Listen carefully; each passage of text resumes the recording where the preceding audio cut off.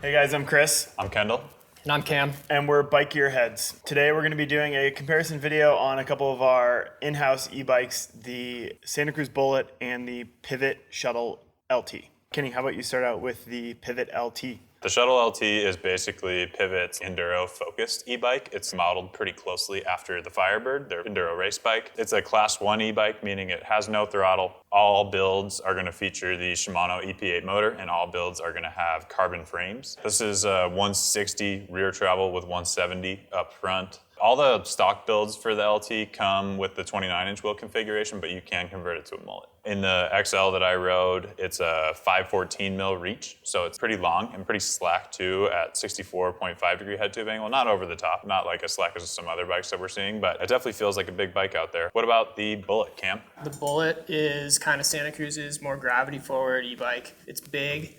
It's 170 front and rear, mixed wheel only, coming in carbon frames, slack 64 degree head tube angle. So when you compare that kind of to their Heckler, it's definitely more of your gravity or freeride E mountain bike. Yeah, and honestly, when I think of an e-bike and like adding one into the quiver, the E is there to get you up the hill. We're talking like steep fire road climbs, some techier climbs, but also be really stable. You have a lot of weight on the bike. You want a lot of travel for the way down. So I think these bikes kind of hit that sweet spot of that longer travel enduro bike. I think one thing to note about the differences between these two bikes, Santa Cruz and Pivot, their geometry characteristics. Pivots tend to be a little bit on the larger side of things in terms of size-wise, and Santa Cruz tends to be a little bit smaller. So another consideration here, if you are between these two bikes or looking at an e-bike, if you find yourself being on the larger end of large or the smaller end of XL, the Pivot might be the right bike for you.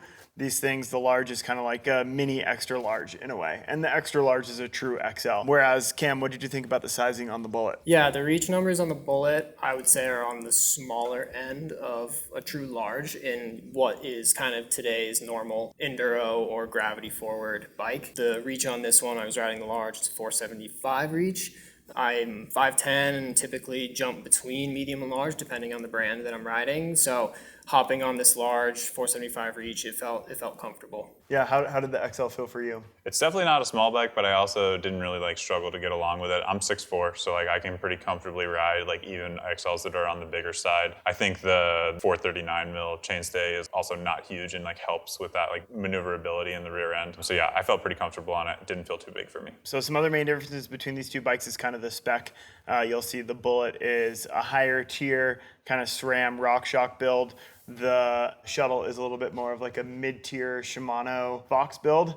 Kenny, what are the kind of more spec details on this Pivot LT? Yeah, so this Ride SLX XT build is actually the entry-level build. It's a hybrid XT Dior drivetrain with Shimano SLX brakes and Fox Performance suspension components. This is the perfect place to start. If you know you want a long travel e-bike and this is your first one, if you want to save a little bit on build costs, I think this is definitely a good entry point. And how about the specs on this Bullit? I mean, first impressions when you look at this thing, it's tricked to the nines. It's pretty set up. It's dialed. It's a beautiful build. RockShox Super Deluxe Air Ultimate and Zeb Ultimate. You got your reserve wheels. You got XO transmission, which is amazing. Shifting so smoothly with the added torque of a motor is a huge bonus. Even down to little details. Shimano's new head unit on the handlebar is smaller and cleaner. You can route all the wiring for that head unit to the motor internally through the bar, so it keeps the cockpit super clean.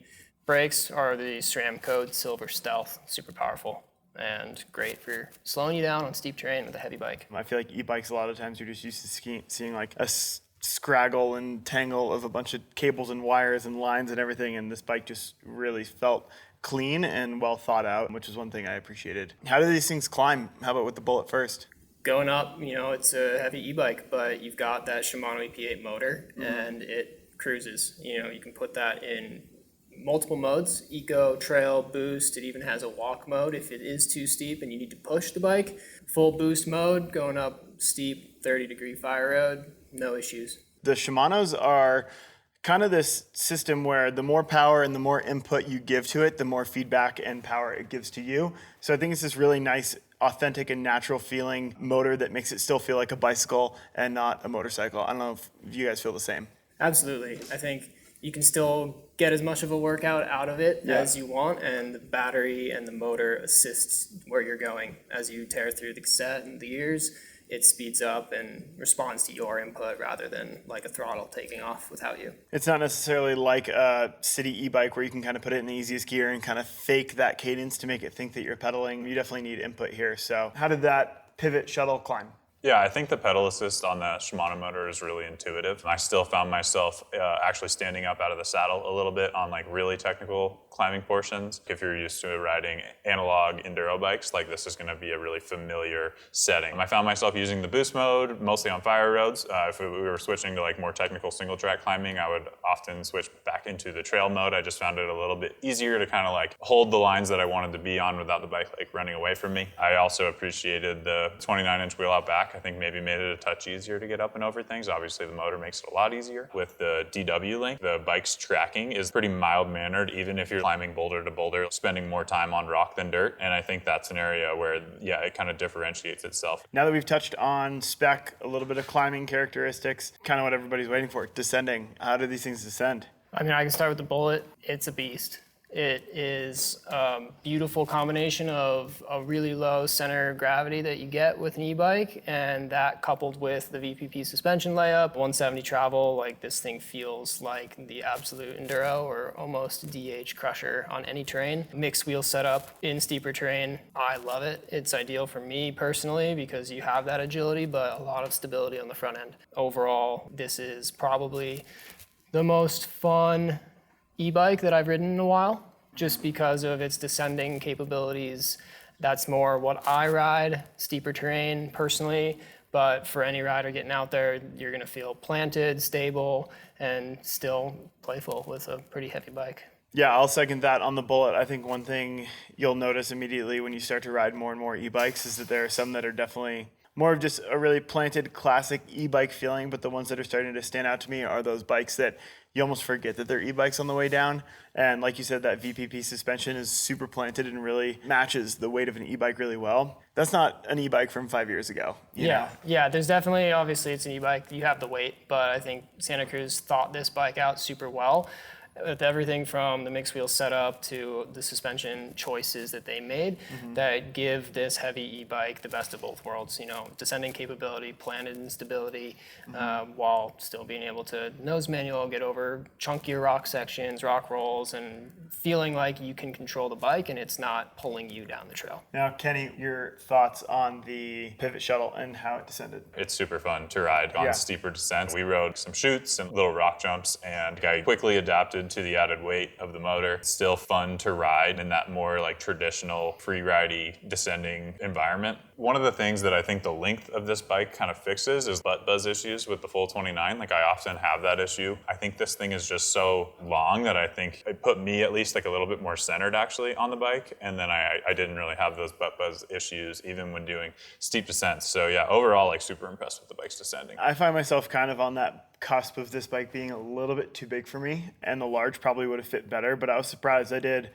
like a 19-mile, 4,200 vert ride on that bike last weekend, hitting different jumps, hitting different corners, long, fast, pumpy straightaways. It's really cool to feel how fast that bike really accelerated into the descent as well, not just with the motor, but also just like it just feels like it's up on the front of its toes and it's ready to go fast and it's there for you. And I was surprised at how much fun I had jumping that bike. The mullet on the Bullit is a little bit maybe more playful in some of those situations, but I didn't really feel like I was compromised by the size and the length of that LT. Yeah, I think like the other pivots that I've ridden, it just has a poised feel. It's ready to get up and go, which I really appreciated. I definitely found myself on this bike getting off the brakes, cocking my heels down, and like pushing the bike through the terrain I was riding. It's just like fun to go as fast as you can. And I think with that DW link, you have that super supple top end, which sometimes on an e-bike can feel a little bit too quick or a little bit forceful, where that DW link, you're kind of like in that top third where you're at the majority of the time is just like really well tuned. And I think Pivot did a good job building the Firebird into this Shuttle LT. We're seeing more brands launch SL e-bikes. What are these non-SL longer travel enduro bikes for? Maybe Cam, who do you think the Bullit's for? I think the Bullit is for your rider that wants to get into steeper terrain, bigger terrain, something that would be more translatable to riding a enduro pedal bike. This bike is definitely on the heavier side, you know, with those SL versions across the industry coming out. This is definitely a weight consideration, but overall, this bike excels in steep, gnarly, difficult terrain where added weight, added travel is a big bonus. Like the Bullit, the Pivot is in that 50-pound range, which I think puts it into a different category, but it does get you a little bit more range than some of those lighter weight e-bikes. And so I think if you want to really get out there, go deep into the backcountry and explore areas that you just like wouldn't go to with your analog bike, this is the bike for that. And with the amount of travel that it has, you don't have to worry about getting into stuff that's too gnarly. Like it's ready to play for sure. Awesome. Well, we're going to be doing individual reviews about each of these bikes, so make sure you check out the link to those below and leave a comment and let us know what you thought of our comparison video. Reach out to a Gearhead if you guys have any questions about these bikes. If you guys enjoyed this video, be sure to like, comment, and subscribe, and we'll make more like this one. We'll see you guys out on the trails. Peace. You.